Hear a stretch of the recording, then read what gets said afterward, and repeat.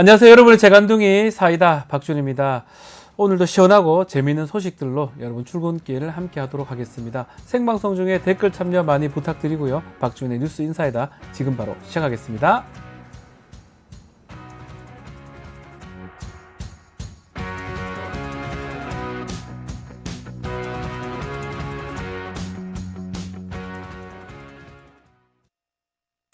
리서치 앱테크 아직 시작 안 하셨나요? 생각만 공유해도 리워드가 쌓이는 서치통 지금 시작해보세요. 원아이디 로그인 후 패널 가입 시 약 3,000원 상당의 리워드 적립. 리서치에 참여하실 때마다 현금처럼 사용 가능한 PTR 적립. 내가 초대한 친구가 패널 가입을 할 때도 리워드 적립. 지금 바로 서치통에서 우리 지역 우리나라의 사건 사고들에 대한 리서치에 참여해주세요. 자, 막바지에 접어든 민주당 전당대회, 특히 최고위원 경선 혼전 양상을 보이고 있습니다. 3, 4, 5위 후보 수시로 계속 바뀌고 있고요. 그야말로 빅매치가 이루어지고 있는 상황인데요.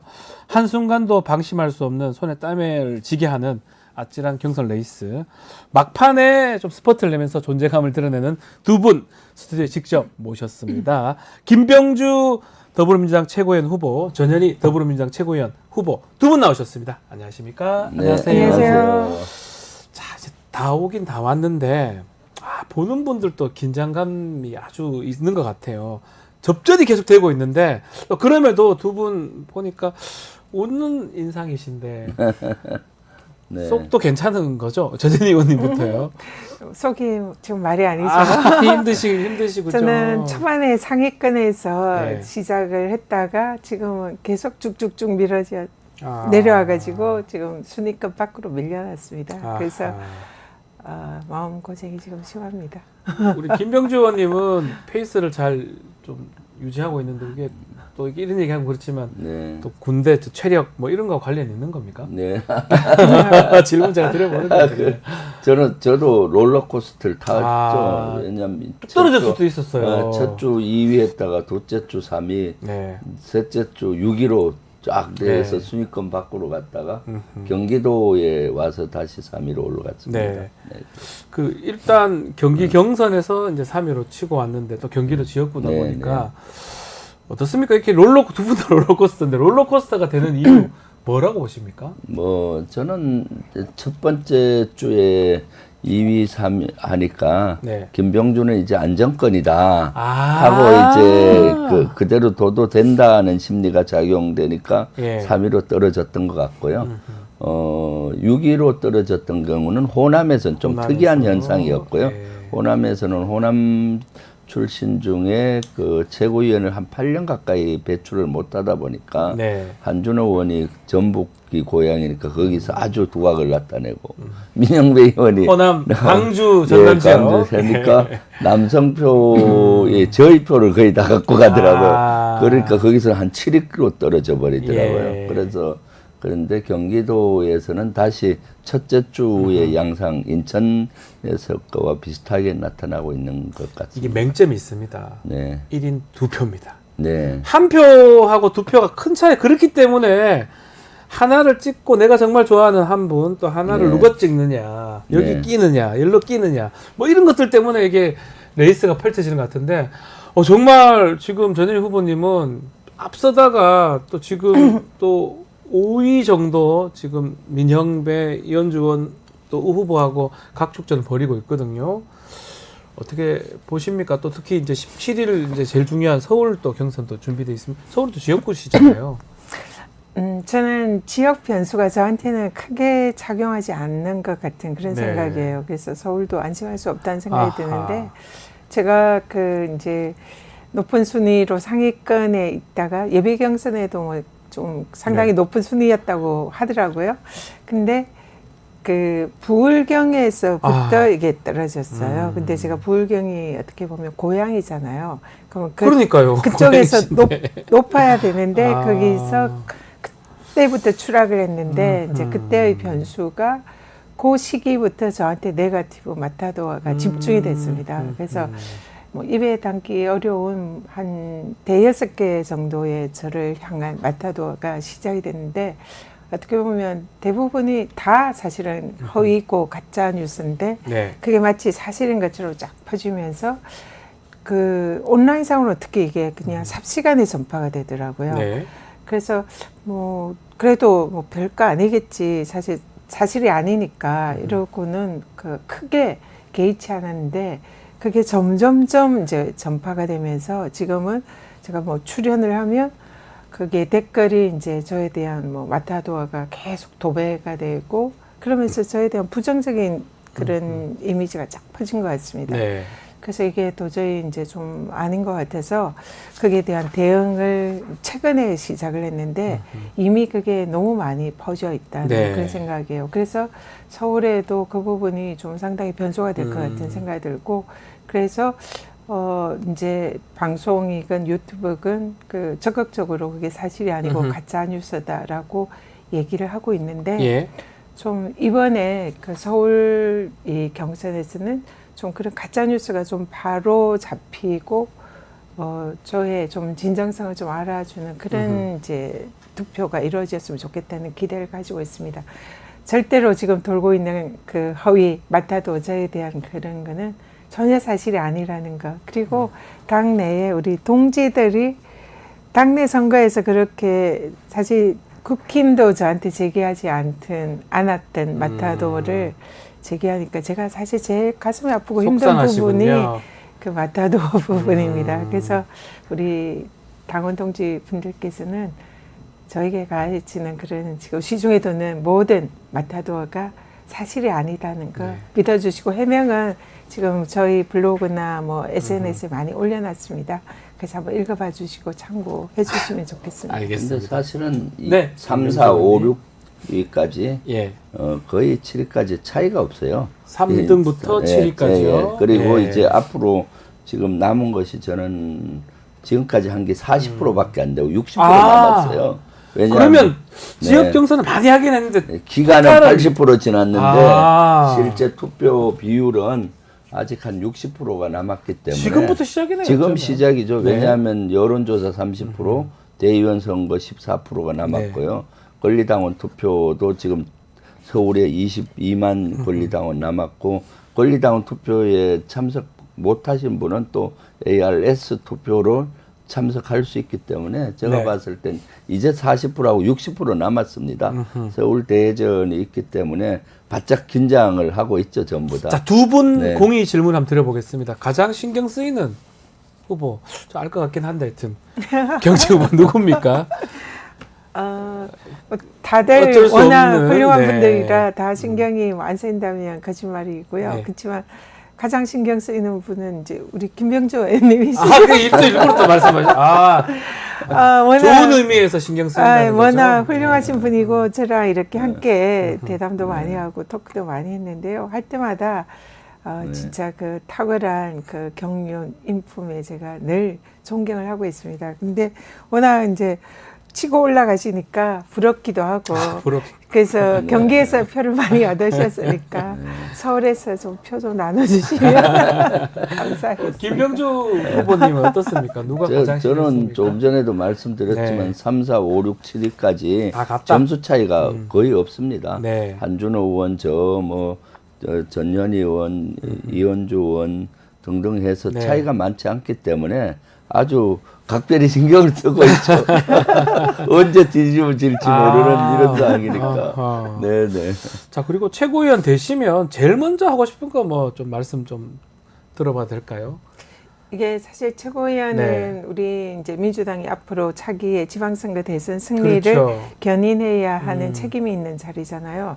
그래서 사실은 해야 할 일이 저는 이제 크게 나누면 이 개혁과 민생 두 가지다 생각합니다. 근데 민생은 앞으로 우리가 이제 승리하기 위한 집권하기 위한 그런 이제 전략으로 국민들 지지를 얻어야 하는 이런 부분이고요. 예.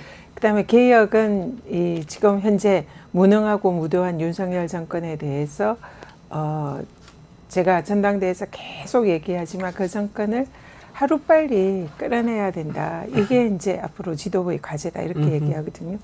근데 시간 순서상으로 보면은 이 개혁 과제가 개혁 먼저. 훨씬 더 중요하고 신속히 이루어져야 된다. 그렇게 생각합니다. 그래서 지금 윤석열 정권이 대한민국을 망하게 하고 있는 가장 근본적인 원인이다.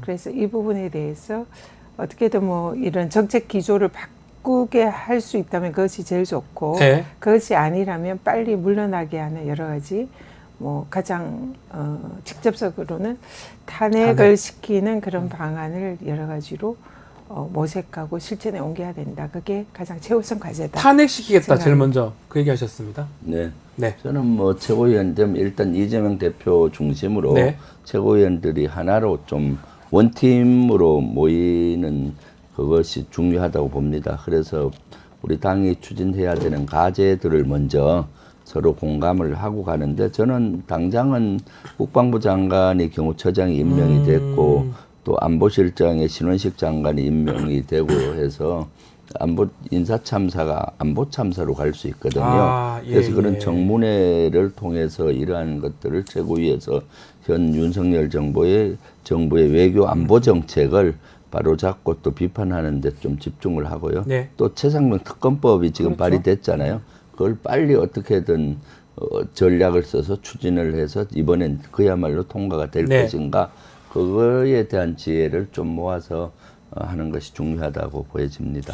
자, 그렇지만 최근에 이제 정봉주 후보 발언 또 기자회견이 좀 논란이 되고 있습니다. 당의 단합을 위해서 이재명 팔이 이 실세놀이하는 무리들 뿌리 뽑겠다. 또 암덩어리 명팔이 잘라내야 한다. 등등의 좀 얘기를 좀 했는데 어떻게 이해를 해야 됩니까? 저도 보면서 이게 어떤 의미인지 또 누구한테 말하는지 정확하게 얘기는 또 안 했어요.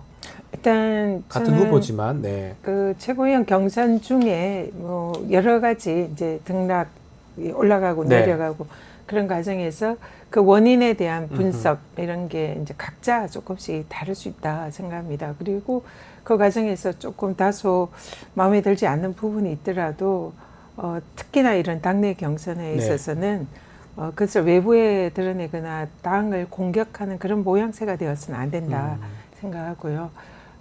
그리고 또 저도 개인적으로는 이 경선 과정에서 정말 참기 힘든 이런 마타도 그것도 내부의 동지와 경쟁 뭐 캠프 이런 데서 이제 제기되는 이런 정말 저로서는 참기 어려운 그런 모욕적인 그런 게 많이 있지만 그걸 제가 그 외부에 뭐 이런 일이 있다 이러면서 공격하고 하는 것은 저는 옳지 않다 생각하거든요. 그런 부분은 특히나 동지들에 대해서는 인내하고 또 포용하는 것이 중요하고 또 특히나 우리 민주당의 경우에는 야당으로서 앞으로 차기에 집권할 수 있는 그런 가능성을 가지고 지금 싸워 나가야 하는 외부와 투쟁해야 되는 그런 당이고 그리고 그것을 책임지는 게 이제 자기 지도부입니다. 그렇기 때문에 지금 경선 과정에서 외부에 총을 쏘고 외부에 대해서 공격하는 그런 모양새를 가지고 그리고 우리 사실상 그 우리의 거의 유일한 구심점이자 리더십인 이재명 대표를 지키면서 나아가는 모습이 바람직한 모습인데 그걸 내부를 공격하는 게 결국은 또 이재명 대표를 공격하는 이런 모양새가 되는 것은 네. 우리의 그 사실상의 그 전력을 더 약화시키는 그런 실책이다 이렇게 네. 보고요. 좀 더 단합하면서 함께 뭉치면서 이재명 대표 후보를 중심으로 외부를 향해서 특히 윤석열 정권을 향해서 싸워 나가는 것이 옳은 처신이다. 저는 그렇게 봅니다. 네, 어떻게 보십니까, 김병주 후보님? 저는 뭐 어떤 경우든지 네. 내부의 분열을 아하. 조장하는 단어를 쓰는 것은 예. 아주 누구든지 부적절하다고 봅니다. 그래서 명파리를 잘라내야 한다 이런 건 내부의 분열을 조장할 그렇죠. 수 있는 그렇게 인식이 그런 될 수 있으니까요. 인식이 될 수 있잖아요. 그래서 그런 것들은 부적절하다고 보는데 네. 실제 그 일부 커뮤니티에서 이렇게 도는 열성 지지자들 또는 강성 지지자들을 지목한 것 같지는 않고요. 예. 그래서 일부 민주당 내 일부 이런 뭐 선거 과정에서의 세력을 의미하지 않나 하는데 네. 뭐 정확한 의미는 모르겠고 한번 그 봉주 후보의 의견을 들어봐야 될 것 같고요. 저는 사실 전당대 중간에도 내부의 어떤 이런 분열보다는 지금도 윤석열 정권과 국민의힘을 향해서 저는 계속 비판하고 비난 그 총구를 그쪽으로 돌리고 있거든요. 네. 예를 들면 장관 임명에서부터 뭐 등등 여러 가지 실책을 하는데 그것이 바람직하고요.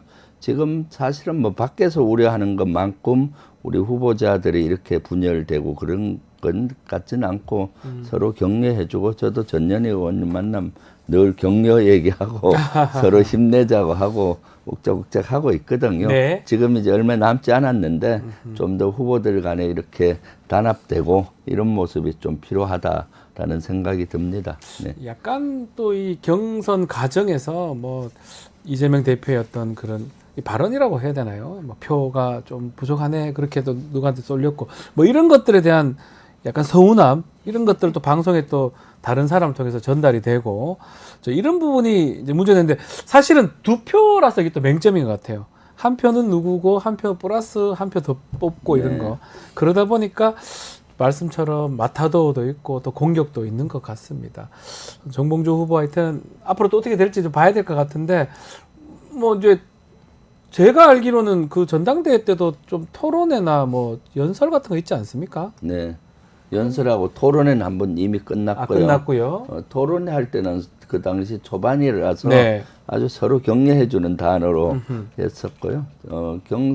그다음에 연설회에서는 뭐 큰 그런 거는 없었던 것 같아요. 네. 네, 네. 알겠습니다. 네. 좀 뭐 어떻게 좀 잘 좀 진행이 되기를 좀 바라면서 좀 현안 얘기도 좀 드려보겠습니다. 이 전당대회에서 최종 채택할 강령 개정안에 기본사회를 민주당 추가할 지향점을 제시도 하고 있고 눈에 띄는 게 이 10년 향후 10년 입 후보 제재 규정을 이 경선 불복 후보자에서 공천 불복 후보자로 바꾼다 이런 내용이 담겨져 있는데 이거 어떻게 봐야 됩니까?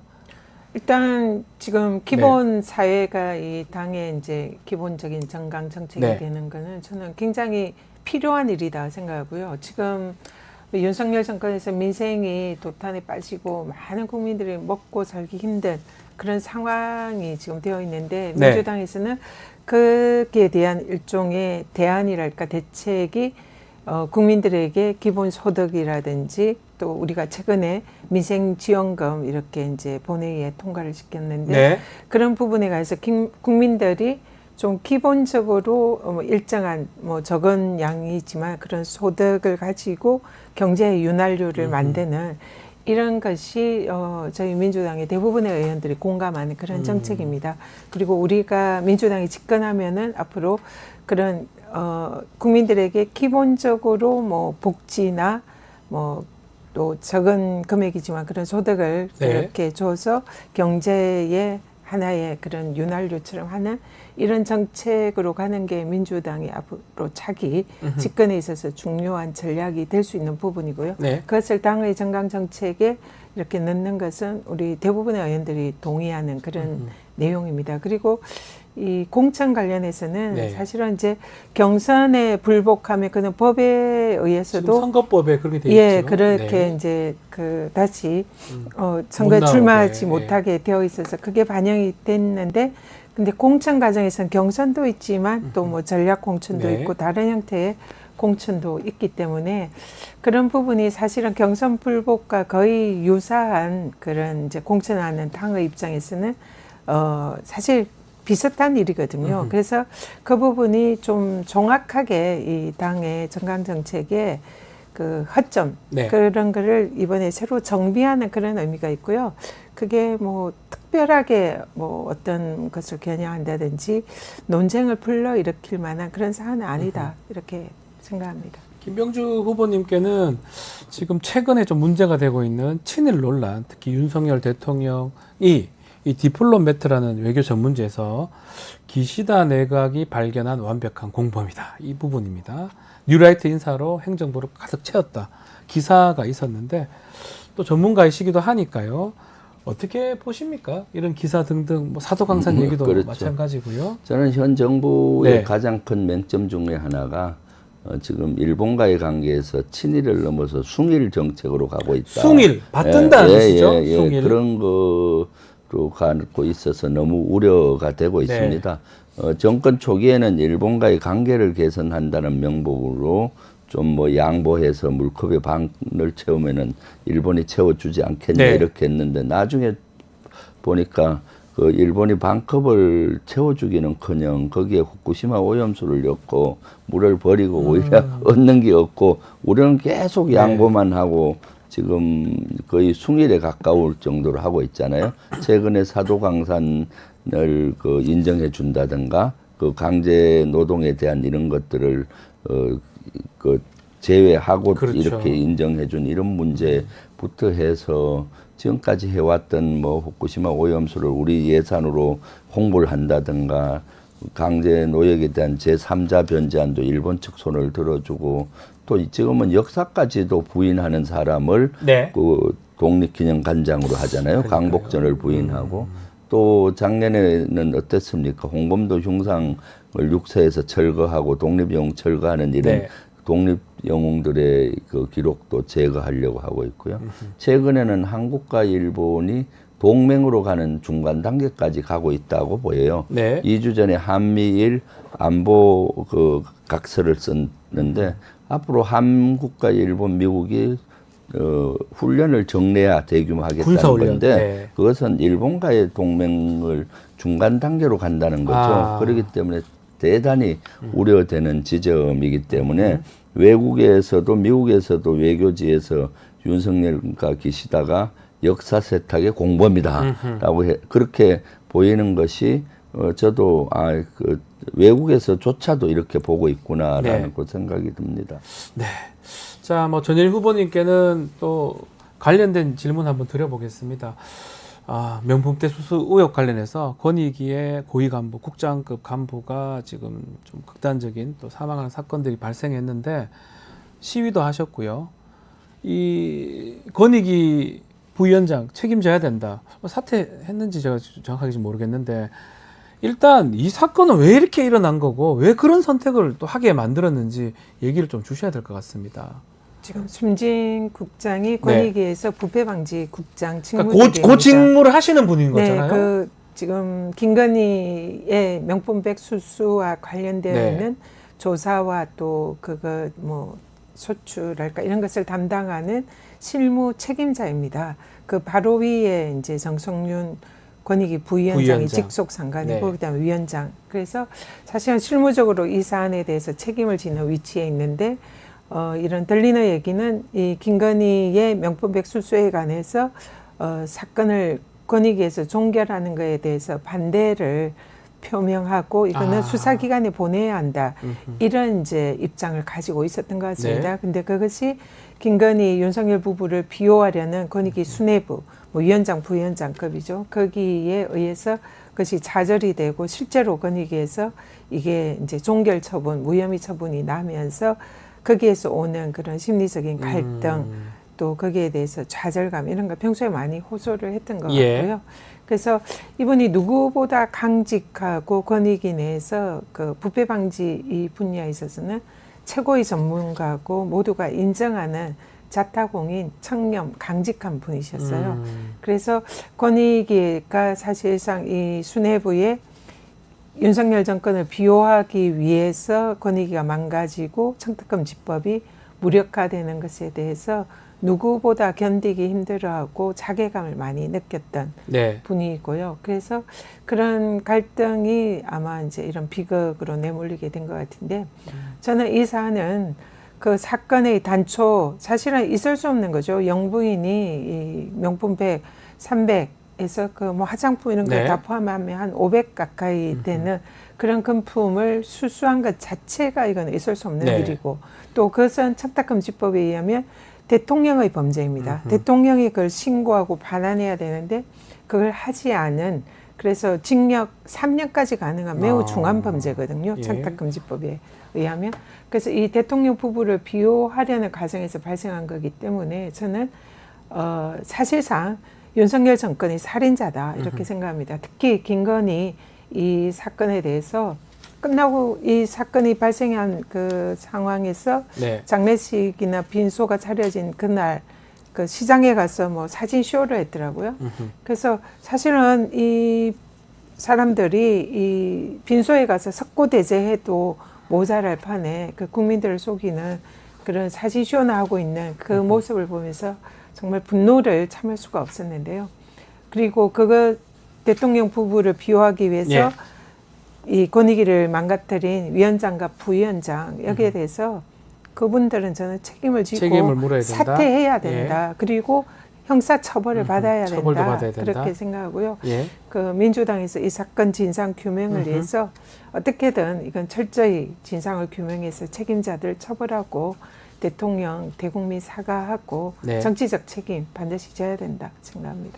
김병주 후보님께는 바로 또 이 질문 네. 한번 드려보겠습니다. 이번 인사, 국방부 장관 인사, 또 국가안보실장 인사를 보면서 또 최근에 정부 유출 관련해서 블랙 의원 네. 지금 됐던 거 좀 많이 논란이 됐지 않습니까? 네. 담당이 어쩌면 국방부 장관 신원식 장관인데 그분이 국가안보실장으로 가고 김영현 경호처장이 장관에 오고 어떻게 봐야 됩니까? 이것은 대형 인사 참사죠. 참사입니까 이 이것도? 인사 참사는 앞으로 안보 참사로 이어질 거라고 저는 예. 생각을 합니다. 사실 3명 다 경질을 해야 마땅한 사람들인데 네. 지금 막 이동시켰잖아요. 해전문식으로. 네. 예를 들어서 신원식 장관은 이번에 정보사에서 대형 정보 유출이 일어났고 또 정보사령관과 또 뭐 부하 간의 맞고소 뭐 등등 일어나서 완전히 네. 이것은 군기강이 해이될 뿐만 아니라 대형 정보 참사에 대한 책임을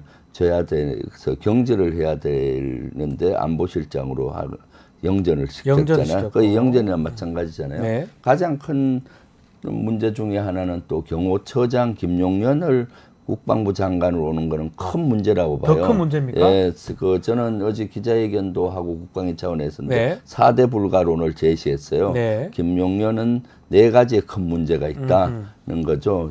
첫 번째로 입틀막 경호를 통해서 네. 국회의원하고 저 대학생이 대통령께 얘기하려는데 입틀막 경호를 해서 민주주의를 훼손하고 네.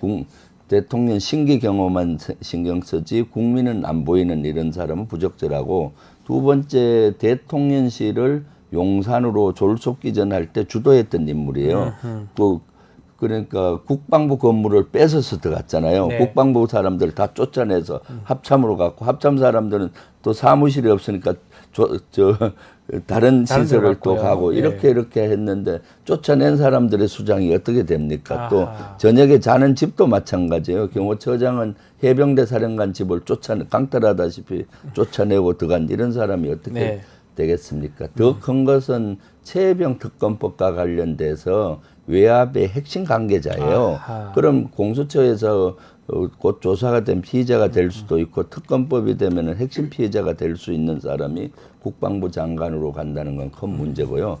또 이제 윤석열 대통령의 친정체계, 네. 중앙고 친정체계 구축되는 게 큰 문제입니다. 이미 방첩사령관은 이제 중앙고고요. 아, 또 중앙고입니까? 예, 정보를 다루는 777 사령관도 중앙고고 아하. 이제 장관까지 가면 완전 친정 체제가 구축이 돼서 대통령의 고등학교. 고등학교 중앙고등학교. 특정고에 되니까 네. 앞으로 그것은 군의 위화감을 조성할 뿐만 아니라 군을 위기로 몰고 갈 수가 있다라는 거고요. 장호진 안보실장 같은 경우도 지금 특보로 갔는데 다른 지금 특보로 사도광산 갔죠? 예. 이런 문제는 책임을 져야 하는 문제인데 네. 특보로 보냈잖아요. 그래서 이것은 대형 인사 참사다라고 생각하고 이번 청문회는 아주 혹독하게 해서 혹독하게 하실 것이다. 네, 할 국방이니까요. 예정입니다. 네, 예. 자, 전현희 후보님은 이제 법사에 계시는데 지금 검사 탄핵 아마 오늘 김영철 검사 탄핵 청문회 있는 걸로 제가 알고 있고요. 네. 맞죠? 네. 오늘 14일이네 있고 또 여러 지금 청문회에 증인들이 지금 안 나오고 있거든요. 이 부분 막 고발 조치한 걸로 알고 있는데 이게 청문회를 좀 어쩌면 무시하는 조치 아닌가요? 이런 거 어떻게 보십니까? 지난번에 최해병 네. 그 특검 관련 청문회 그리고 또 윤석열 대통령 탄핵 청원 청문회가 열렸었는데요. 네. 그때 이제 법사위에서 증인으로 소환을 한 이런 이제 증인들이 많이 불출석을 했습니다. 네. 특히 지난번에 윤석열 대통령 청문회에서는 그 용산의 대통령실 관계자들이 대부분 거의 다 안 나왔잖아요. 불응을 했습니다. 그래서 법사위에서 그 소환서를 직접 이제 저희들이 들고 용산까지 방문하기도 했는데요. 그때 이제 그걸 거부하는 용산 측에서 경찰을 동원해서 땅에 뭐 던지고 예, 그랬던 것 몸싸움이 같은데요. 있었죠. 근데 이거는 사실은 완전히 법을 무시하고 국가 기강을 문란케 하는 그런 행위다 생각합니다. 그래서 그때 청문회를 저희들이 이제 정의 소환을 뭐 여러 가지 소환할 수 있는 방법이 있잖아요. 예. 뭐 직접 송달할 수도 있지만 뭐 안 되면 공시 송달의 방법도 있고. 그래서 저희들이 적법하게 정인들에게 다 송달을 했거든요. 그러면 국회법에 따라서 반드시 청문회에 증인들은 출석을 해야 됩니다. 네. 근데 출석을 하지 않았기 때문에 이번에 어제 법사위에서 출석하지 않은 증인들 13명을 모두 이제 공수처에 고발 네. 조치를 했습니다. 이제 대표적으로 김건희, 그리고 그 윤 대통령의 장모 최은순, 네. 그리고 이원석 예. 검찰총장, 그리고 정진석 대통령 비서실장 등 이 뭐 강희구 네. 부속 비서관인가요? 하여튼 그런 관계자들을 모두 형사 고발 조치를 했는데 네. 사실 우리 변호사니까 아시지만 검찰에서 소환을 하면은 대부분 출석하잖아요. 아유, 대부분의 100% 출석. 거기에 출석하지 않고 그러면 겁나죠. 예, 네. 큰일 무섭고 납니다. 거기에 불응하는 거 있을 수가 네, 없잖아요. 구속되는데요. 네.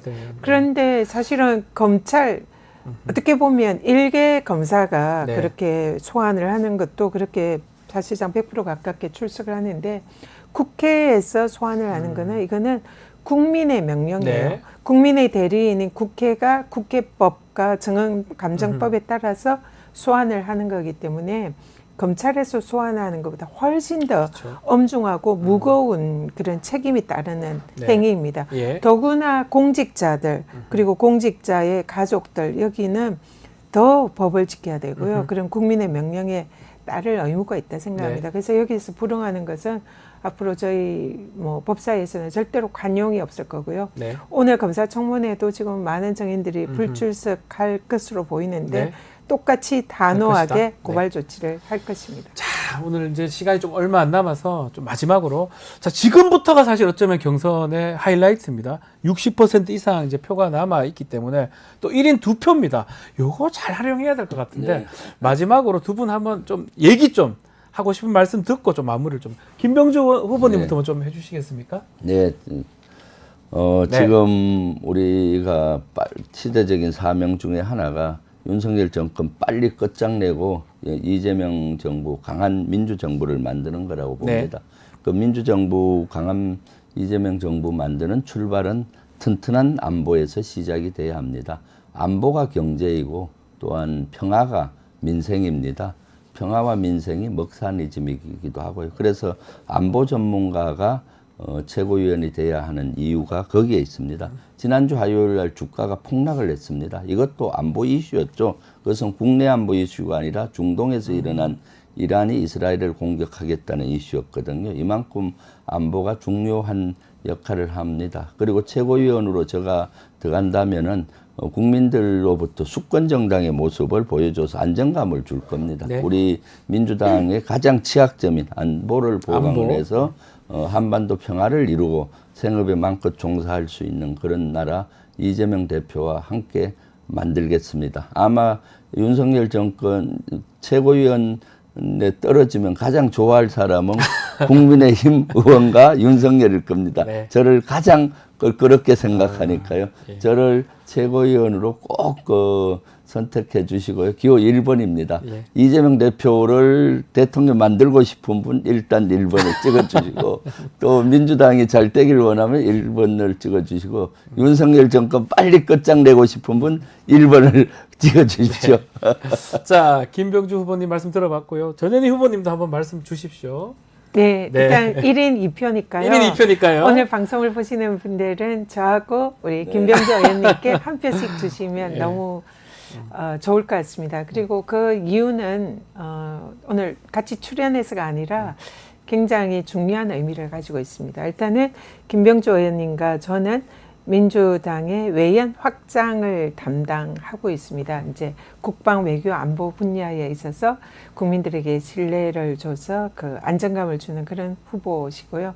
저 같은 경우는 전문가 출신으로 그동안 이제 민생 전문가, 정책 전문가를 자임을 해왔고, 그리고 무엇보다도 지금 강남과 강북에서 당선된 최초의 민주당 의원입니다.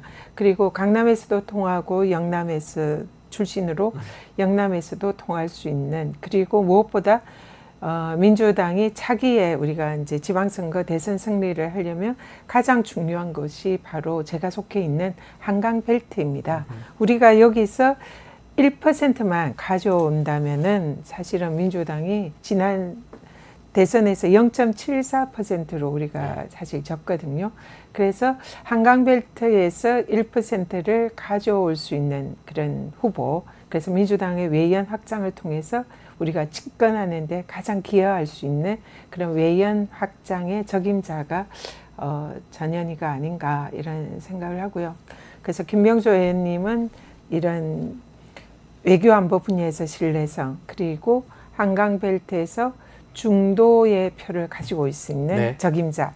그래서 저희들에게 각각 한 표씩 주시면 후회하지 않는 그런 선택일 거다 생각합니다. 알겠습니다. 한마디만 더 하면은 네. 제가 전현희 의원님 아주 개인적으로 존경합니다. 아주 인품도 훌륭하고 능력도 뛰어나고 우리 당에 대해서 아주 애정도 많으시고요. 꼭 필요한 의원이고 저하고도 아주 잘 지냅니다. 네. 그래서 지금 말씀하신 대로 두 표니까 한 표 전현희, 댓글 한 왔는데 표 18 김병주. 맞습니까? 8번이십니까? 네네. 네. 처음이자 끝. 처음부터 알파와 끝이네. 오메가. 맞아. 처음과 끝. 댓글에 18, 1번, 8번 이렇게 배우기도 쉽네요. 무조건 처음과 끝을 찍어주시면 좋겠습니다. 알겠습니다. 자, 오늘 두 분 말씀 여기까지 듣겠습니다. 전현희, 김병주 더불어민주당 최고위원 후보와 함께했습니다. 감사합니다. 네. 고맙습니다. 고맙습니다.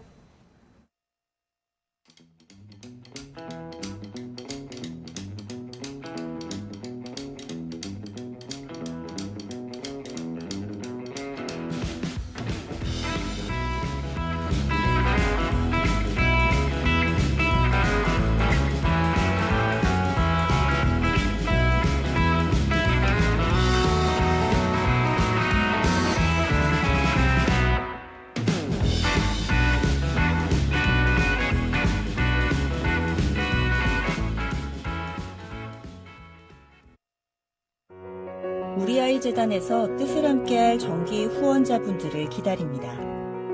우리 아이 재단은 한반도 어린이를 위한 재단입니다.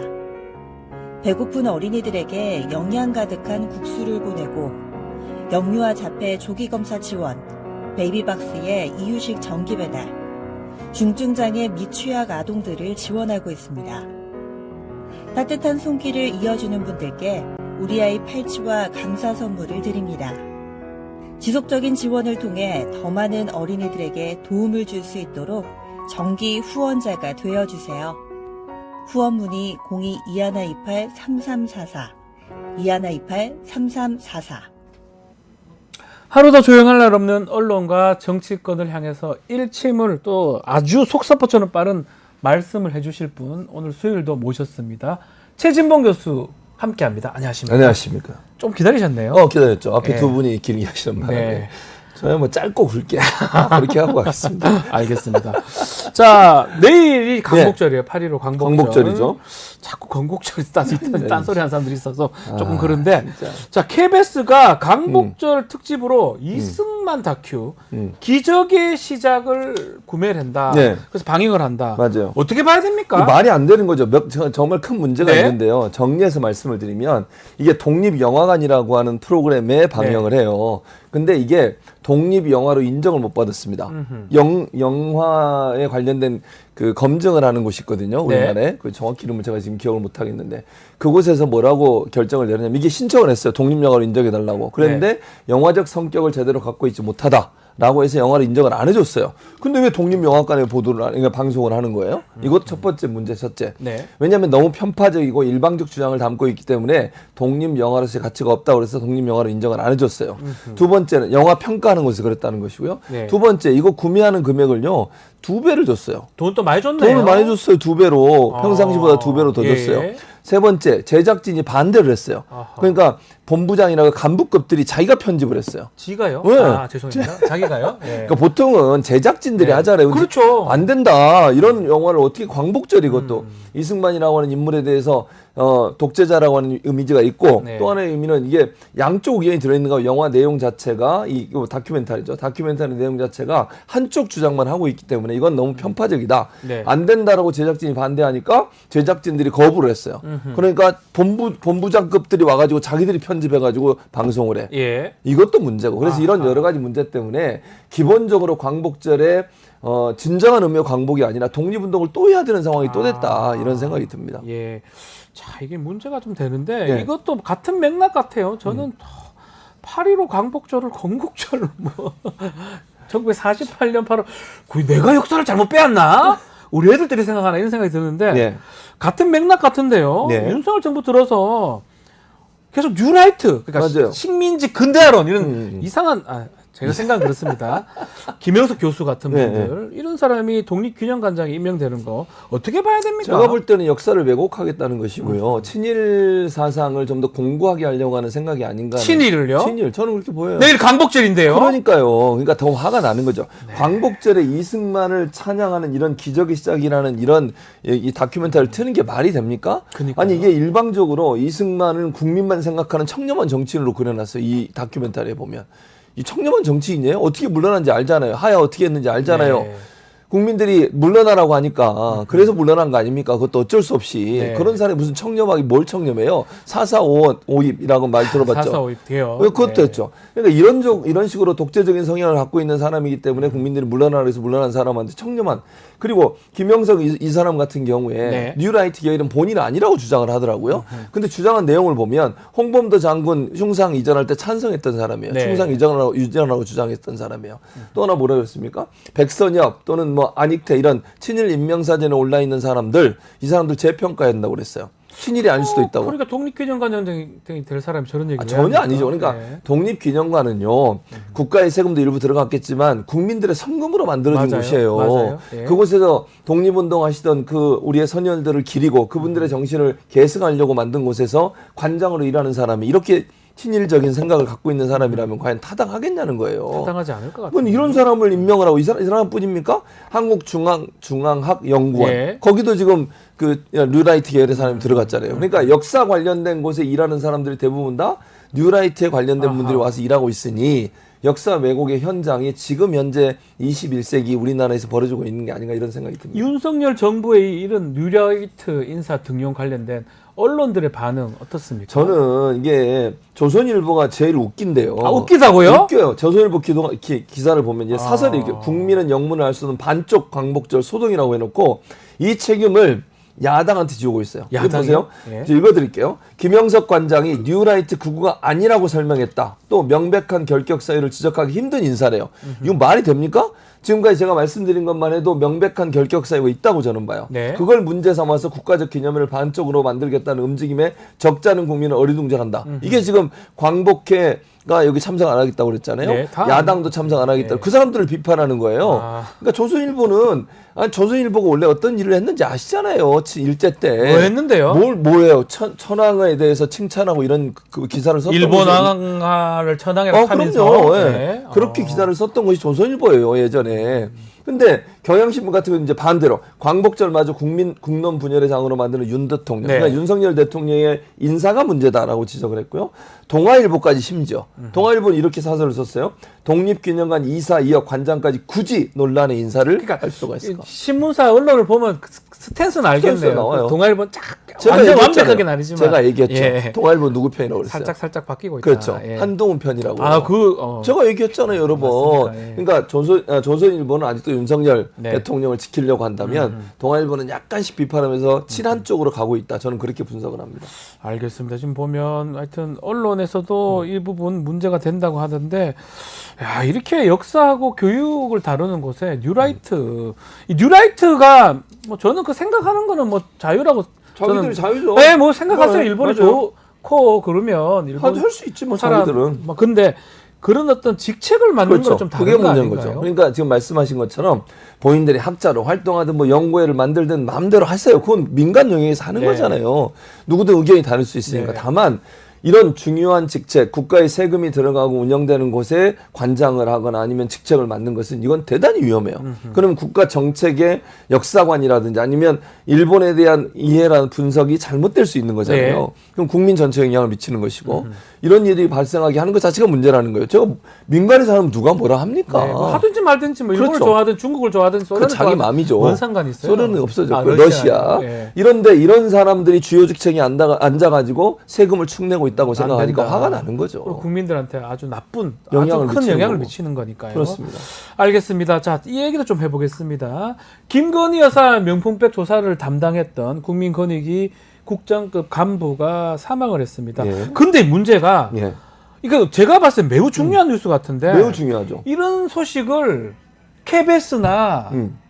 주요 언론에서 안 다룹니다. 안 이거 다뤄요. 안 다루면 안 되는 거 아닙니까? 당연히 안 되죠. 뉴스 가치를 볼 때 이게 가장 중요한 뉴스 가치가 그렇지 있는 않나요? 거거든요. 왜냐하면 김건희 여사라고 하는 권력기관의 최정점에 있는 대통령 부인에 관련된 부분이고 그거 봐주기 위해서 지금 했는데 그러니까. 그래서 그거에서 비분관계한 사람이 어떤 선택을 한 거잖아요. 그렇죠. 안타까운 선택을 한 거죠. 그러니까 이런 얘기는 당연히 다뤄야 되는 거예요. 그런데 MBC와 JTBC만 빼고 네. 메인 뉴스로 계속 다루고 있는데 KBS, TV조선, 채널A, MBN 메인 뉴스에서 전혀 다루지 않았어요.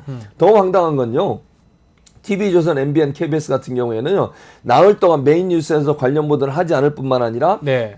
저 뒤에 펜으로 그냥 글로 온라인상에 기사만 올려놨어요. 아. 그러니까 뉴스는 보통 나와서 리포터를 하거나 메인 뉴스에서 얘기해야 되잖아요. 그걸 얘기하지 않았어요. 네. 그건 누가 봐도 이거는 이 이슈를 가리겠다는 거예요. 예. 감추겠다는 거예요. 얘기하지 않겠다는 거예요. 이게 논란이 되거나 이슈가 되면 윤석열 정권의 부담이 되고 보수의 부담이 되니까 그걸 막아주겠다는 거 아닙니까? 하하, 참. 이게 언론입니까 대체? 그리고 지금 보니까 이 선방위원으로 위촉된 한정석 전 KBS 플러스 제작 본부장입니다. 이번에 이 사건 네. 국장의 어떤 사망 이걸 보면서 지나치게 예민하고 감성적이다. 라는 글을 올렸어요. 그렇죠. 그러니까 본인 성격 때문에 이런 일이 났다. 이렇게 보이거든요. 이게 무슨- 어떻게 봐야 됩니까? 이게 말이 안 되는 거죠. 이 권익위의 이 국장이 예. 안타까운 선택을 하기 전에 전화하고 문자 메시지 나눈 거 공개가 됐잖아요. 예. 자기는 이거 반드시 문제가 있으니까 검찰을 넘겨야 한다고 주장하고 있었던 분으로 생각이 되고요. 그럼에도 불구하고 그걸 못하니까 너무 답답하고 황당하고 화가 나고 분노하고 이래서 이런 선택을 했다고 저는 보여져요. 저는 그렇게 당연히 그렇지 않나요? 그렇죠. 근데 뭐요? 지나치게 예민하고 감성적이라고요? 이게 지금 예민하고 감성적인 문제입니까? 20년 동안 자기가 부패 방지국장을 하면서 20년 동안 올바른 일을 하려고 노력했는데 그게 하루아침에 위에 있는 그러니까요. 경영진과 위에 있는 관료들의 압박에 의해서 이런 일이 벌어졌다고 볼 수밖에 없는데 네. 그런 고통 때문에 안타까운 선택을 한 사람한테 지나치고 예민하고 감성적이라고요? 근데 창피해서 이런 결정을 하신 거로 저는 생각이 들거든요. 근데 더 황당한 건 이런 얘기를 하는 사람을 지금 선거방송심의위원회에 또 그러니까요. 임명을 한 거잖아요. 선방심의는 저도 별로 안 좋아해요. 저 그래도 그렇죠. 당했잖아요. 날라갔거든요. 이 사람을 2024년 하반기 재보궐선거 선방위원으로 위촉이 됐는데 네. 두 번째 이 정도면 좀 문제 있는 거 당연히 아닌가요? 문제 글 있죠. 쓰고 있고. 이런 사람이 선방위원을 하면 또 말도 안 되는 징계를 내릴 거예요. 자기 쓴 글은 생각도 안 하고. 그러니까 그리고 더 웃긴 건 이거 선방위원회 이번에 새로 임명한 거예요. 예. 우리 시청자분들이 제대로 아셔야 하는 게 뭐냐면 그 전에 선방위가 문제가 되고 MBC를 20건인가 법정 제재를 네. 했잖아요. YTN도 물론 당했고. 네, 당했습니다. 근데 그게 끝났어요 임기가. 새로 또 뽑았는데 네. 또 황당한 얘기 해줄까요? 예. 방송통신심의위원회 산하거든요. 네. 방송통신심의위원회 원래 위원이 9명이에요. 근데 지금 몇 명 있는 줄 아세요? 3명 있습니다. 3명 있는데. 누가 다 임명한 사람이요? 대통령이 임명한 사람이요. 예. 국회가 6명을 임명하게 돼 있는데 추천하게 되는데 국회에서는 추천 아직 안 왔어요. 예. 그러면 결정을 해야 돼요, 안 해야 돼요? 3명, 9명 중에 3명 있다고. 안 되죠. 그 사람들이 앉아가지고 대통령이 임명한 사람 3명이서 선방위원회를 또 꾸렸어. 근데 예전에 선방위원 했던 사람을 또 데려왔어. 또 들어가서. 이게 뭐 하는 짓입니까? 보통은 선방위원은 한 번 하고 나면 그 다음은 안 데려와요. 네. 좀 텀을 두고 오든지. 네. 그 전에 선방위에 위원장 했던 사람 또 데려왔습니다. 그 사람이 유일임의 지도교수라고 제가 말씀드렸죠. 네. 논문 지도교수라고. 그 사람 또 맞습니다. 데려왔어요. 예. 지난번에 해서 논란이 됐던 위원장을. 이게 지금 뭐 하는 행동입니까 대체? 그리고 추천 단위도 보면 TV조선이 채널A로 바뀌었을 뿐이 추천 단위가 똑같아. 똑같아요. 그럼 비슷한 사람이 또 오지 않겠어요? 이거 유일임이 하는 행동이에요. 네. 똑같이 또 이렇게 해서 또 징계하겠다는 거지. 오히려 선방심이라는 곳이 국민의힘이나 집권 여당한테 편을 드는 그렇죠. 불공정한 거 아닌가요? 저는 그런 느낌이 들어요. 당연히 불공정하죠. 그렇다면 이게 오히려 반대의 행동을 하는 거잖아요. 진짜 답답합니다. 알겠습니다. 이런 또 인사가 됐다는 거 얘기까지 하고 오늘은 예. 말씀 여기까지 듣도록 예. 하겠습니다. 최진문 교수님과 함께했습니다. 감사합니다. 감사합니다.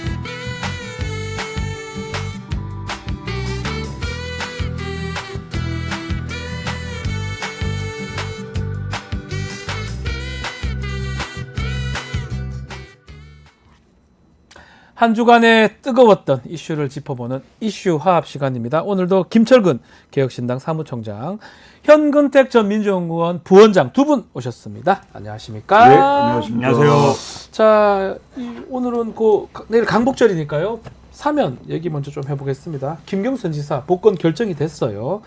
그리고 뭐 뒤에 감춰져 있는데 언론상으로는 눈에 띄는 거 조윤선, 원세훈 또 누군가요? 뭐 여러 분들이 사면을 받았는데 주요 공직자 55명입니다.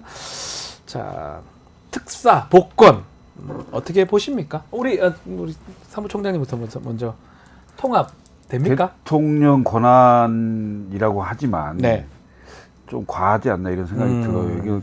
이게 일반 사면에 대해서는 대통령 고유 권한이라고 해서 네. 대통령이 결정을 하는 건데 이 지금 전부 그 윤석열 대통령이 검찰에 있을 때 네. 직접 구속시킨 사람들 아니에요? 직접 본인이. 예. 그런 분들인데 이제 대통령이 돼서 역으로 지금 풀어준다. 이렇게 하면 이른바 사법 체계가 오히려 무너지는 네. 그런 꼴이지 않나. 말이 국민 통합이지. 예? 전 정권 때 검찰의 수장으로서 이른바 적폐 세력이라고 해서 다 구속시켰던 사람들인데 이분들이 적폐 세력으로부터 벗어나서 무슨 국민 통합에 무슨 기여가 된다고 지금 국민 통합이라는 명분을 붙여서 네. 여야 전직 그러니까 고위공직자 그다음 정치인들 이분들을 풀어주면서 국민 통합한다. 이게 저는 좀 너무 과하다. 그리고 넌센스다. 본인이 구속시킨 사람을 또 대통령이 돼서 본인이 풀어준다? 이게 되겠습니까 이거? 자, 통합의 측면이 있다고 하긴 하는데 어떻게 보십니까? 뭐 사면을 네. 할 때마다 나오는 얘기죠. 네. 사면이라는 게 아시다시피 대통령의 고유 권한이고 예전에 아마 왕이 가졌던 권한을 행사하는 이런 취지인데 저도 기본적으로 사면권이 좀 남용되는 부분은 문제가 있다고 봐요. 왜냐하면 사법부의 판결 자체를 부인하는 거니까. 그렇죠. 10년을 때리면 뭐합니까? 그렇죠. 1년 살다가 나가보라 그러면 근데 9년 다 날아가는 거기 거잖아요. 어떤 기준이 없어요. 그러니까요. 약간 뭐 정치이거나 비중 있는 사람 이런 사람들은 이제 풀어주는 편이고 별로 예. 유명하지 않거나 아니면 안 풀어주니까 재벌이라든지 정치인이라든지 이런 부분들은 이제 사면 영향력이 있는데 그렇지 네. 않은 사람들은 영향이 없다 보니까 이게 특혜 아니냐. 특혜 맞죠 사실은. 맞는데 이 정치인 같은 경우에는 지금 말씀하신 것처럼 대부분 아마 지금 끼워넣기로 하는 것 같아요. 지금 이제 왜냐면 김경수 전 지사 같은 경우에도 원래는 사면하면 복권 바로 하거든요. 동시에 하지 이걸 나눠서 하는 경우는 없어요. 사면 한번 하고 복권 한번 하고 두 번 써먹는 거잖아요. 사면할 때 저쪽에 한 20명 풀어주고, 네. 그다음에 복권할 때 또 한 10명 풀어주고 이렇게 그러네요. 쓰는 거잖아요. 그러잖아요. 한 명 해주고 20명 그렇죠. 해주고. 그게 뭐냐면 야당 인사 중에는 제일 비중 있고 유명하니까 네. 이렇게 두 번이나 이용할지는 잘 몰랐는데 이게 뭐 기계적 균형은 아니지만 그래도 예전에 사면할 때 보면 맞췄던 여야에서 의견을 듣고 이렇게 맞췄는데 지난번 아시겠지만 지난번에 사면할 때도 엄청나게 많이 풀어졌어요. 이번에 복권도 그런 것 같은데 네. 그래도 어쨌든 뭐 민주당 입장에서는 뭐 김경수 전 지사라는 어쨌든 이분이 이제 앞으로 정치를 할 수 있는 이런 기반이 됐기 때문에 환영하는 입장입니다. 그 김경수 지사 얘기 좀 해보면 이 복권 부분 대통령하고 한동훈 대표가 조금 의견이 달랐던 것 같기도 해요. 그럼에도 불구하고 이 복권을 결정한 거 뭔가 정치적 계산도 있다고 봐야 됩니까? 어떻게 봐야 됩니까? 사실 저는 내년쯤 해줄 거라고 생각을 했어요. 그리고 또 저는 이 얘기 생각이 좀 들어요. 김경수 지사 입장에서 지금 영국에 있는가 그렇고 네. 지금 선거가 있습니까? 대선이 멀었잖아요. 그러니까 그 지방선거도 마찬가지고. 사실은 이제 그 임박해서 하면은 야권 갈라치기 아니냐 뭐 이런 생각, 또 그런 또 그런 전략. 의도가 있을 거라고 생각하고 실제로 김경수 전 지사를 네. 지금 복권해줌으로 인해서 민주당 내에 미묘한 움직임들이 좀 있을 수 있다. 특히 네. 이제 이재명 대표 전 대표 그러니까 지금 전당대회를 하고 있습니다만은 이재명 대표의 사법 리스크가 현실화됐을 때 네. 그때 김경수 지사의 기용 가능성을 놓고 당내 여러 가능성들이 있을 수 있다. 근데 사실 그런 정치적 의도를 가지고 김경수 전 지사를 복권했다고 봤는데 네. 실제 야권이 분열되는 게 아니고 여권이 분열되는 상황이 생겼다. 네. 대통령과 한동훈 대표 간에 이견이 생기는 상황이 생겼잖아요. 네. 왜냐하면 한동훈 대표 입장에서는 이재명 대 한동훈으로 가는 게 가장 안정적인 판이라고 봤는데 나름대로 변수가 생긴 거잖아요. 그 변수가 생기지 않도록 왜 굳이 지금 복권을 하시나 정치적 의도가 있는 거 아니냐 이런 식으로 딴지를 걸었는데 네. 그건 내 맘이야. 당신이 얘기할 게 아니야. 라고 그냥 한 거죠, 사실은. 네. 그래서 김경수 전 지사의 복권이 오히려 여권, 윤석열 대통령과 한동훈 대표 간에 오히려 갈등이 나오는 네. 그런 식으로 해석이 됐다. 이렇게 보여집니다. 그 김경수 전 지사 어떻게 민주당 내에 이렇게 분란이 되는 건가요? 저는 아니 좀 분란이 될 이유가 없는 게 왜냐 그러면 우리 지금 지난번 총선 때 예. 보시겠지만 민주당 멀었지 않나요? 낙동강 벨트가 다 무너졌어요. 그리고 김경수 지사가 지금 지방선거 나갈 수도 없는 거고 대선도 많이 남아 있고 아직까지. 지방선거 출마 가능성은 저는 있다고 봐요. 있다고.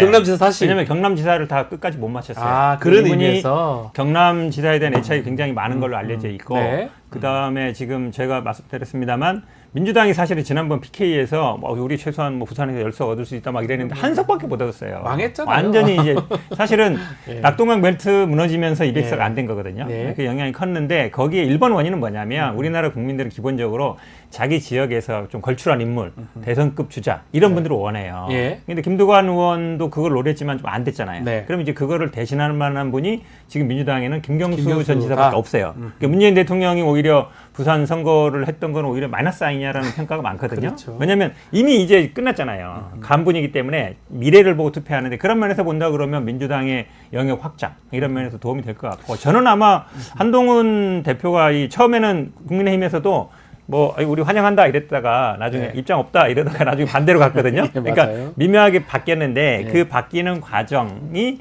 아마 윤석열 대통령으로 하여금 이 삼면 복권을 안 시킬 수 없는 상황으로 좀 몰아갔다. 왜냐하면 윤석열 대통령이 한동훈 대표가 반대하는데 아이고 알겠습니다. 안 할게. 이럴 리가 절대 없잖아요. 밀리는 꼴이 되잖아요. 예. 보이니까 어떻게 보십니까? 유난 갈등이 이제 시작된다 이런 얘기도 있거든요. 다시 촉발될 것이다. 원래부터 갈등이 갈등이 있다. 왜냐하면 비대위원장 되면서 한동훈 그 대표가 네. 뭔가 자기 색을 내보려고 하다가 결국 폴더 인사로 꺾였잖아요. 예?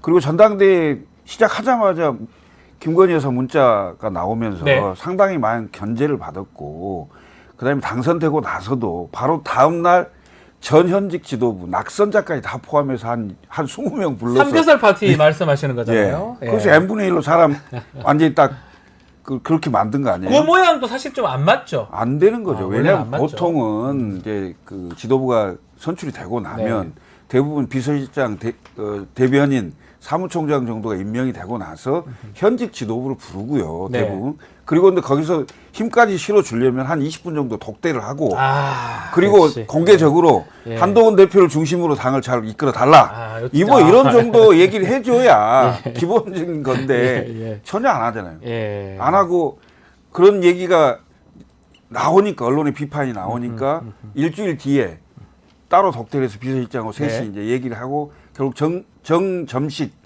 정책위원장 당시 네. 그걸 가지고 얘기를 했잖아요. 그렇죠. 근데 대통령의 의중은 유임이었어요. 그대로 돌았는데 결국 바꿔버렸죠. 바꿔버렸잖아요. 네. 그러니까 대통령이 휴가 가서 통영이 딱 가서 뒤에 될 것 같아요. 데리고 다니는 사진을 딱 찍히는. 그 정치적 의도가 있다 보는. 당연히 있죠. 메시지다. 당연히 있죠. 근데 저는 지금 잠복돼 있을 뿐. 아하. 예. 언젠가는 터진다. 윤핵 갈등은 나올 겁니다. 이게 시작일 뿐이다. 대통령 임기 3년 남았어요. 계속 할 것이다. 보세요. 박근혜 대통령 때 김무성 대표가 대통령 선거 나가면 1등 났어요. 1등. 15%까지 제 기억나거든요. 네, 많이 1등 될 났어요. 때는. 네, 여론조사하면. 근데 네. 그 김무성 전 대표 지금 어디로 사라졌습니까? 딴 데가 있습니다. 지금 3년 남았습니다. 여당 대표 줄타기 잘해야 되는데 내가 보기에는 힘들 거예요. 알겠습니다. 예. 다시 김경수 지사 얘기 좀 하면 지금 영국에 있고요. 11월에 귀국을 합니다. 어떻게 앞으로 행보 김경수 전 지사는 뭘 할까요? 지금 정치활동 저 재개하는 말씀드리면 겁니까? 이제 독일에 있고요. 죄송해요. 네, 왜 유럽에 있어요? 유럽에. 독일에 예, 있고 예, 지금 예. 아마 독일에 뭐 간다는 분들도 있고 네. 뭐 가려고 하는 분들은 원래 정치 그렇잖아요. 예. 미국에 가 있으면 이제 따라가고 이런 못 분들 따라가는데. 메시지를 아마 들으려고 하는 것 같은데 일단은 대선을 염두에 둘 수는 있을 것 같아요. 아하. 그러면 이제 중요한 분기점은 대선 1년 앞에 이제 경남도지사 선거가 있는데 네. 여기에 출마하느냐 마느냐가 이제 관건이 될 것 같고 네. 아침에 뉴스 보니까 아마 뭐 장경태 최고위원이 뭐 지명직 최고 지명할 수 있다 그러는데 아마 김경수 지사가 지명직 최고는 저는 안 할 거라고 봐요. 왜냐면 김경수 전 지사를 지명직 최고로 왜냐면 뭐 본인이 대선 후보라 생각하는데 그 지도부에 조금 들어가기는 좀 그렇잖아요. 맥락상으로는. 그러니까 아마 귀국은 원래 예정대로 한다는 거잖아요. 연말에 하면 뭐 바로 정치적인 행보는 안 할 것 같아요. 가만히 네. 있어도 아마 많이 사람들이 올 것 같고 아마 정중동 행보로 보이겠죠. 네. 그리고 본인이 어떤 일을 하겠다. 왜냐하면 한마디 자체가 이제 이슈가 될 수밖에 없고 그걸 한동훈 대표가 만들어줬어요. 지금 판을 네. 거의. 왜냐면 한동훈 대표는 지금 뭐 지금 반성도 안 하고 있고 뭐 왜 사면하냐 그러지만 뭐 그렇게 치면 원세훈 원장은 뭐 반성해서 사면시켜줬어요. 다른 사람도 마찬가지잖아요. 네. 또 본인이 사면할 때는 발표도 했어요. 예. 원래 사면하고 복권은 같이 하는 건데 그때도 사면 반대했다. 그럼 무슨 의미가 있어요? 본인이 직접 발표를 하고 사인까지 자기가 했는데 한 그러고 보면 건데. 이제 나 말고 원래 현직 대통령이 누굴 되게는 할 수 있지만 못 되게는 할 수 있다는 말이 있잖아요. 되게는 할 수는 없어도 못 예. 되게 만들 수 있다 그러는데 한동훈 대표 입장에서는 윤석열 대통령이 나를 밀어내고 김경수 밀어주는 거 아니야 이렇게 생각할 수 있단 말이에요. 그러니까 이제 잠재적 경쟁자니까 반대하는 그런 거잖아요. 거다. 처음부터 네. 뭐 그렇게 나온 것도 아니고 네. 그러면 제가 보기에는 김경수 전 지사 입장에서도 어쨌든 가만히 있어도 제가 보기에 아마 당내에 벌써 뭐 환영한다는 사람도 있고 이러기 때문에 뭐 아마 방문하고 뭐 이러면서 아마 조용히 좀 정착하려고 먼저 할 것 같아요. 근데 김경수 전 지사가 활동 반경을 넓힐 수 있는 계기가 있어야 되겠죠. 그러니까 물론 이제 귀국하는 것도 있겠지만 네. 이재명 대표의 사법 리스크의 현실화입니다. 과연 그게 뭐 10월설 얘기도 있지 않습니까? 예. 만약 예를 들면 그런 10월설 얘기가 현실화된다면 김경수 지사한테는 정치 재개할 수 있는 그 날개를 다는 시기가 될 거고요. 네. 그게 예를 들어서 그 사법 리스크가 그냥 그 말한 대로 별게 아닌 걸로 넘어간다. 네. 그러면 일극 체제가 강화되는 상황이 되고 김경수 지사가 대권으로 나서긴 쉽지 않은 당내 갈등 요소로 남을 가능성이 있죠. 네. 그래서 그 지금 김경수 지사가 첫 메시지 낸 것도 그것이 감안된 거라고 봐요. 예정대로 11월에 오겠다. 예. 예, 그러니까 굳이 먼저 와서 당내 여러 그 갈등 요소로 본인이 작용되지 않겠다는 취지고 10월 좀 보겠다 이거죠, 사실은. 알겠습니다. 자, 민주당 전당대회 8월 18일 얼마 안 남았습니다. 그렇지만 막바지에 두고 최고위원 경선이 사실은 좀 흥행이 됐었는데 이게 이른바 정봉주의 난 이렇게 불러도 될지 모르겠어요. 막판에 좀 시끌시끌해진 것 같아요. 명팔이, 이재명팔이 뭐 이런 등등 얘기를 하면서 지금 좀 논란이 되고 있는데 어떻게 봐야 됩니까? 지금 뭐 이제 정봉주 후보가 갑자기 이렇게 또 기자회견하면서 얘기하는 거는 어떤 의미로 우리가 해석을 해야 됩니까? 아쉬움이 있죠, 당연히. 왜냐하면 사실은 뭐 우리가 사석에서는 뭐 대통령 욕도 하고 당대표 네. 욕도 해요. 사석에는 뭐 물론 그게 본인의 뭐 진심일 수도 아닐 수도 있는데 아니 어쨌든 사석에서 얘기고 내가 그런 말에 대해서 약간 와전됐다. 어쨌든 논란이 이렇게 죄송하다. 뭐 그런 얘기를 할 것 같았어. 이런 얘기를 했으면 사실은 당원들도 기자회견한다면, 네. 정봉주 후보가 지금 뭐 컷오프도 여러 번 됐죠. 구속도 됐었죠. 계속 뭐 그래 싸워왔죠. 다 그 고마움과 미안함과 아쉬움이 있어서 사실은 처음 1등 나간 거거든요. 물론 거기에 이재명 대표가 김민석 후보를 아유 왜 이렇게 표가 안 나와요 하면서 이제 역전됐기 때문에 바뀌었잖아요, 1등이. 아 이재명 예. 대표는 뭐 그렇게 전당대회까지 뭐 누구 특정 후보 밀어주고 그렇습니까? 좀 예. 서운합니다. 예. 까지 했으면 사실은 예. 맞아 당 대표가 이렇게 특정 후보 밀어주면 돼 그런 여론이 당내에도 있어요 사실은 왜냐하면 본인이 또 후보잖아요 이재명 그렇죠. 대표 후보기 본인도 때문에 당대표건데. 후보기 때문에 사실은 후보가 특정 후보를 뭐 특히 이재명 대표가 지금 뭐 90% 이상 지지 받고 있기 때문에 네. 이재명 대표가 누구를 하다못해 그냥 손만 잡아줘도 바로 오해를 살 수 있는 상황인데 예. 왜 이렇게 표가 안 나와요 하면서 김민석 후보가 앞서갔기 때문에 예. 정봉주 후보 입장에서는 당연히 서운할 수 있잖아요. 1등 하다가 뒤집어졌으니까 네. 이제 그래서 아예 전당대회에 너무 관여하는 거 적절치 않습니다. 이렇게 정도 서운합니다. 정도 하면 되는데 거기다 뭐 이재명 팔이 명팔이 다 척결하겠다 이러니까 갑자기 이제 이게 완전 불난집에 불을 지르게 됐는데 저는 지금이라도 정봉주 후보가 좀 이렇게 논란이 이렇게 죄송하다 네. 당원들한테 좀 죄송하고 그리고 어쨌든 이 전당대회 마지막까지 최선을 다해서 하겠다 그리고 이런 어떤 당대표가 후보가 이제 특정 후보를 이렇게 밀어주는 것도 좀 부족하다고 생각한다 정도로 그렇게 원칙적인 갔으면 얘기를 좀 좋겠어요. 하는 게 맞다. 예. 어떻게 보셨습니까? 뭐 다른 정당이긴 하지만 완전 재미를 재밌습니까? 재밌습니까? 흥행 요소, 흥행 요소. 재밌습니까? 그리고 정봉주 예. 후보가 하는 얘기가 틀리지 않아요. 틀리지 않는 얘기다. 일극 체제에 대한 비판이고, 그다음에 방금 말씀하셨듯이 지금 이재명 대표의 지지율이 거의 90%를 네. 육박하는데 이런 정당이 어디 있습니까? 이게 지금 공산주의 정당도 아니고 민주정당에서 네. 천하의 양김 YSDJ도 이런 정도까지 되지가 않았어요. 70%뭐 정도. 75% DJ가 75% 정도였고 예. 근본적으로 뭐냐면 한 정당이 주류와 비주류가 있을 수 있어요. 네. 그러면 주류가 적어도 비주류가 활동할 수 있는 공간 30-40% 정도는 용인하는 게 민주당의 어찌 보면 관례 비슷한 거였는데 네. 지난 총선 지나면서 비명 행사, 친명 횡재 이걸로 인해서 반대하는 사람들이 전부 다 날아갔잖아요. 박용진, 임종석 네. 이런 분들이 공천 자체를 못 받는 이런 정당의 상황이 된 거에 대해서 정봉주 명팔이 한다. 당연히 옳은 얘기를 했다 이렇게 생각하는데 옳은 얘기다. 예. 했다 생각하는데 예. 이것을 가지고 정봉주 후보가 네. 예를 들어서 지금 그 투표를 해야 될 포지션이 한 60% 정도 남아 있는 것 많이 같은데 남아 있습니다. 아직까지. 여기서 지금 2등하는 후보가 5등 이하로 떨어지는 상황이 생겼다. 아하. 만약에 그런 상황이 생긴다. 아하. 이러면 진짜 민주당은 망하는 길이다. 나는 그렇게 생각해요. 일극이 완성되는 상황이 되는 거죠. 아니 이런 비판도 못해요? 명팔이 한다는 비판도 못해요? 그리고 지지자들이 전부 그럼 정봉주를 안 찍겠다. 이런 상황이 되면 이 당이 민주적인 정당이냐 이거죠. 말씀대로 지금 일정은 80%를 소화를 했지만 표상으로는 대략 60% 이상이 남아 있어요. 서울도 있고요. 권리당원, 또 ARS 등등이 남아 있기 때문에 상황이 바뀔 수도 있지 않을까 싶어요. 그렇죠. 지금 2등인가요? 지금 3등 하고 있는데 아슬아슬하게 2등 정도 하고 예. 있는데 말씀하신 것처럼 이제 서울 지역이 21만 정도 되니까 네. 당원이 17% 정도 돼요. 그렇죠. 대의원이 14%고 여론조사가 30%니까 한 60%가 남았는데 이제 ARS 투표가 있기 때문에 60% 이상이 남은 거예요, 네. 사실은.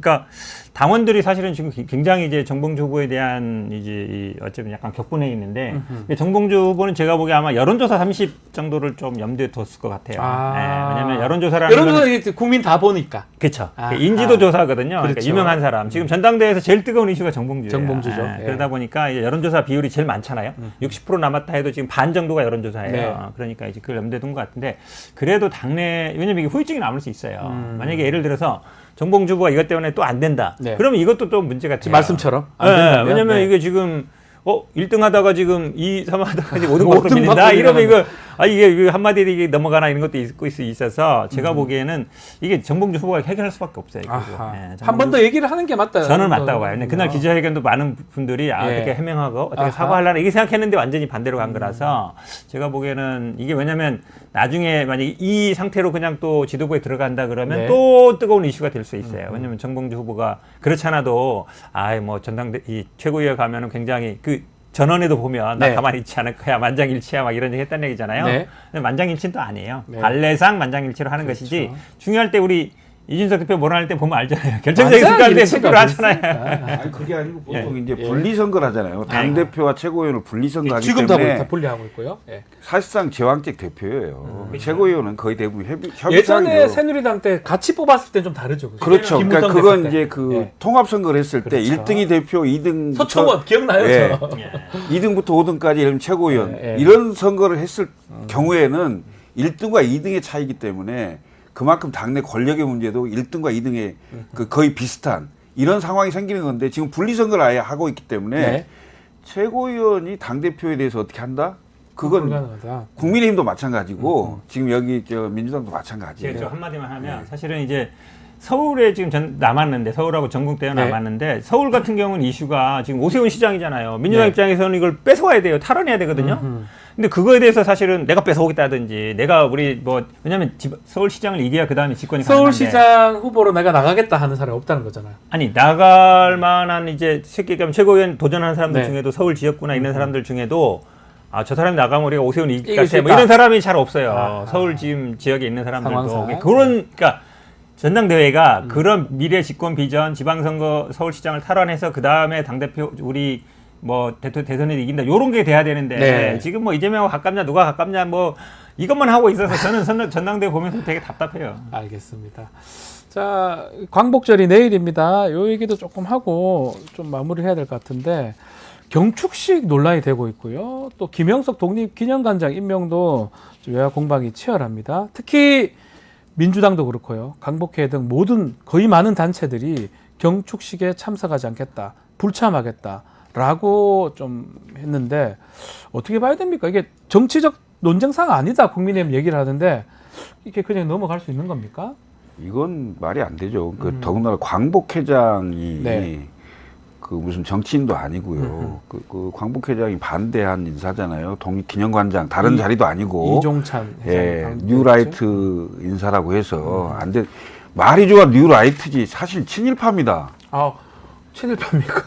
아니 일본의 논리를 그대로 일본 그 일제 식민 사관을 그대로 그 반영하는 거잖아요. 네. 일제 근대화론 얘기하고 건국절 얘기하고 이런 사람들이 어떻게 더군다나 독립기념관장에 또 한국학 연구원장에 임명될 수가 있습니까? 근데- 이건 저는 대통령까지 의심해야 될 사안이다 이렇게 보여질 정도로 네. 문제가 있는 거죠. 지금 윤석열 정부 들어서 일본에 대한 대일 외교가 어떻게 됐습니까?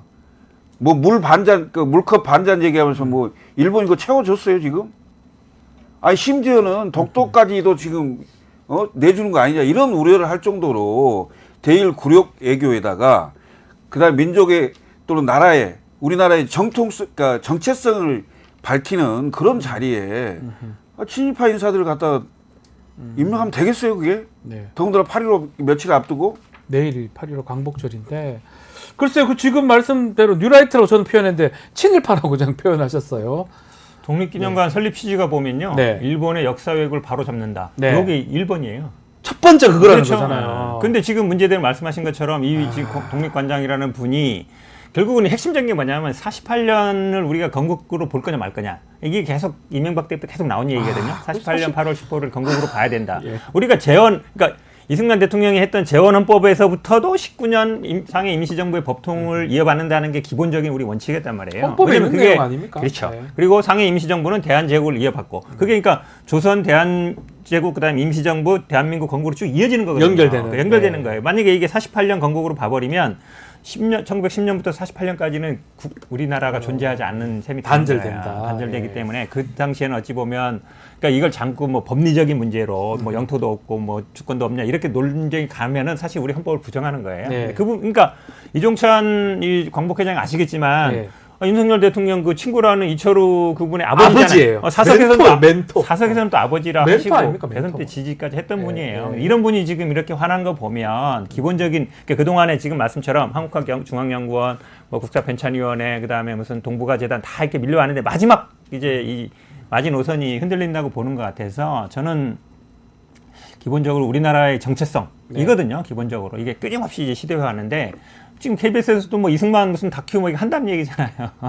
그런 거 보면 참 이 역사 바로 세우기는 굉장히 역사적인 우리나라의 정통성입니다. 우리 재헌 헌법부터 갖고 왔던 상해 대한민국 임시정부의 법통을 잇는다. 요거는 사실은 우리 헌법을 부정하는 거기 때문에 저는 이게 여기서는 사실은 어떤 타협의 여지는 없다고 봐요. 좀 마지막 예. 헌법 첫머리에 유구한 전문이에요. 역사예요. 아, 전문에 나와요. 아니, 그러니까 유구한 헌법 역사로 전문. 시작하잖아요. 맞습니다. 우리나라는 독립기념일이나 그 이런 게 없고 무슨 날이 있냐 다른 나라에 없는 날이 있어요. 개천절이. 개천절 그렇죠. 사실상 그게 우리나라의 건국일입니다. 그렇죠. 개천절이. 10월 3일 그렇죠. 개천절. 그다음에 우리 광복절은 빼앗긴 주권을 다시 찾았다는 취지 아닙니까? 빚을 찾는 날이에요. 회복한다. 예. 광복 아닙니까? 그거 아닙니까? 네. 개천절이 있는데 무슨 건국절 같은 말도 안 되는 소리를 그 하는 거예요. 하나 질문 제 마지막으로 그 제가 잘못 알고 있는데 왜 쓸데없는 얘기를 자꾸 하는 거예요?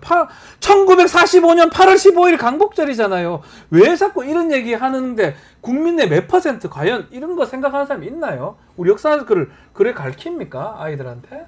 아니 이게 정신이 누가 건국절 같은 얘기를 합니까? 정신이 나간 거죠. 일본 사람이 그 한국 안에 존재합니까? 아니 안 제가 가고? 말씀 저는 왜 이런 논쟁을 하는 것 자체가 제가 계속적으로 왜 저런 생각을 할까? 누가 저걸 동의할까? 저는 광복 회장님 말씀이 예. 딱 와닿는데 혹시 밀정이 있는 게 아닌가? 또 하나가 저도 대구 출신이지만 대구 경북이 이제 뭐 보수 뭐 국민의힘 지지하는 분들이 좀 많죠. 그렇다고 일본을 좋아하지 않거든요, 그분들이. 아, 그렇죠. 기본적으로 우리가 이제 일본과의 관계는 뭐 조선시대 그 이전부터 계속 그렇게 왔지만 네. 우리가 그럼 일제시대 일제 강점기라는 말조차도 뭐 북한이 써왔다 그럴 때 네. 우리가 식민지를 겪은 건 맞죠. 맞죠. 하지만 그거를 회복하기 위해서 수많은 독립투사리 운동을 하고 그분들이 사실은 나라를 되찾기 위해서 한 거잖아요. 몸을 바쳐가면서 산 그렇죠. 거잖아요. 2차 생명을. 세계대전 때 프랑스가 독일에 점령돼서 사실은 영국의 드골 정부가 망명 정부를 만들었지만 네. 프랑스가 사라졌다고 생각하지 않아요. 아무도 아무도. 연결됐다고 보잖아요. 연결됐다고 보는 거죠. BC 정부가 그래서 나중에 다 숙청당하지 않습니까? 당하고 그래도 그분들이 사실은 영국에 그때도 사실은 국토를 뺏겼잖아요. 네. 뺏겼지만 우리는 프랑스의 법통을 드골 정부를 통해서 이했다라고 생각하기 때문에 그분들이 사실 어찌 보면 프랑스 그래서 영국 저는 때문에 이해가 안 됩니다. 저는 사실. 우리가 식민지를 어찌 보면 지금 뭐 그러니까 일본은 계속 합법적으로 뭐 정부했다는 게 우리는 강제로 뺏겨서 우리는 인정할 수 없다는 거잖아요. 네. 그거를 만약에 부정하게 되면 결국은 일본은 합법적으로 우리나라를 지배한 것이 되시고 일본 논리가 되는 거죠. 그렇죠. 그동안에 그러니까 이게 어찌 보면 뿌리가 우리 낙성대 연구소에서 지금 말씀하신 식민지 근대화론인데 일본이 들어와서 우리 뭐 도로도 놔주고 경제 발전도 했고 지금 뭐 쌀을 수탈한 게 아니라 수출했다라고 얘기하고 있으니까 그럼 뭐 위안부들도 자발적으로 돈 벌러 간 거고 말이 됩니까? 강제 진용도 우리가 돈 벌러 간 거고 이게 다 되는 거예요. 한마디로 얘기하면. 그래서 저는 좀 너무 답답한데 이게 왜 자꾸 이런 쪽으로 가는지 이게 정권에 유리한 건지도 사실 잘 모르겠고. 해석이 안 되는데요. 제가 보기에는 예. 이 그 친일파 논쟁이 그러니까 뉴라이트 이 논쟁으로 사라진 게 있어요. 최혜병 사건도 사라지고 특검도 사라지고 그럼 이슈 전환시키는 예, 겁니까? 김건희 특검도 사라지고 뭐 이런 것으로 뭐 정치에 이익이 있는지는 모르겠으나 이것은 도저히 말이 안 되는 그러니까 설득이 안 되는 마지막으로 혹시나 일본 뭐 너무 싫어하지만 근데 일본을 싫어하지 않습니다. 저도 일본 관광도 가고 다 일본 제품도 사고 하는데 그 역사적 일본이 잘못됐다는 그 얘기입니다. 우리를 식민지화 했잖아요. 맞습니다. 침탈하고 예, 예. 그 부분을 얘기하는 거지. 현재 일본 국민들, 일본 나라를 우리가 미워하고 싫어하지는 않잖아요. 그러니까 일본에 대한 동경 같은 게 남아있는 것 같아요. 근데 우리가 과학기술이라든지 산업이라든지 문화라든지 아니면 모든 면에서 사실은 지금 일본이 우리보다 훨씬 뒤에 있어요. 그렇죠. 우리가 앞서요. 그렇죠. 지금은. 우리 예전에 뭐 일본 만화 보고 영화 봤지만 지금은 아니잖아요. 우리 거를 일본이 반대거든요. 보잖아요. 오히려 일본이 따라가는 입장이기 때문에 지금도 가면 일본 팩스로 뭐 보내고 네. 우편으로 보내고 뭐 이래요. 지금 뭐 등기소 때려 법원 가고 이러거든요. 예. 우리나라는 다 전산화돼 있잖아요. 우리나라가 훨씬 앞서가요. 네. 지금도 일본은 현금으로 써요, 거의 다. 예. 현금 비율이 훨씬 먼 나라거든요. 이런 면에서 보면 우리가 일본을 막연하게 과거에 우리를 뭐 발전시켜주고 우리한테 도움 준 이거를 사실은 잘못 알고 있다. 네. 오히려 제가 보기에 좀 어르신들 세대에는 노인들. 일본이 일본이 좀 뭐 선진국이고 일본 일제 가서 뭐 상품 살라고 그랬잖아요. 무슨 뭐 소니 뭐 파라소니, 테레비 뭐 이런 소니. 시대에 아직도 살고 있는 것 같아요. 우리 젊은 시대에 그런 것 보기에는 같아요. 예.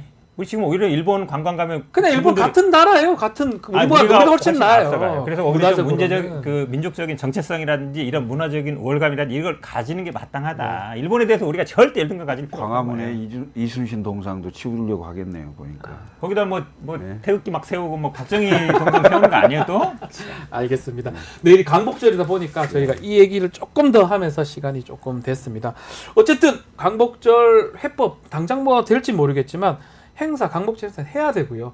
잘 치러져야 되고 내일 태극기 다 달아야 되지 않습니까? 중요한 날인데요. 자, 오늘 말씀은 여기까지 하겠습니다. 김철근, 현근택 두 분하고 말씀 나눴습니다. 감사합니다. 자, 내일 강복절이죠. 강복절이기 때문에 하루 저희는 좀 쉬어가고요. 2부 준비되어 있습니다. 뉴스 인사 프라임 진행이 되니까요. 어디 가지 마시고 잠시만 좀 기다리십시오. 좀 이따 오겠습니다.